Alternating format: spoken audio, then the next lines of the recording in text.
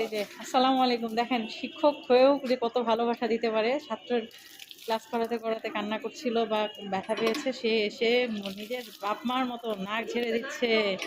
হ্যাঁ, সে মুছাই দিচ্ছে। কত ভালোবাসা।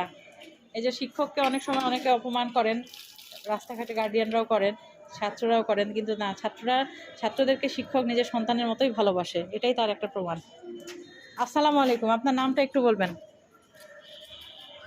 আমার নাম মাওলানা মাহবুবুর রহমান। জি।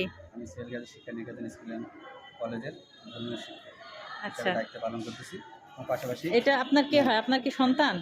সন্তান আমার স্টুডেন্ট। আপনার স্টুডেন্ট, সন্তান সমতুল্য। জি। আপনি যেটা দৃষ্টান্ত দিলেন আজকে অনেক ভালো লাগলো। আমি কনফিউজড হয়ে গেছিলাম যে এটা আপনার সন্তান নাকি। বাবা, তোমার কি নাম? আল-জুনাইদ ইসলাম। আচ্ছা, কোন ক্লাসে পড়ো? ক্লাস 3 ক্লাস থ্রিতে। উনি তোমার কে হয়? টিচার। হ্যাঁ। তাহলে বড় হয়েও সব শিক্ষকদেরকেই সম্মান করবা, কত ভালোবাসা দিয়েছে, তাই না? আচ্ছা, ঠিক আছে, ধন্যবাদ।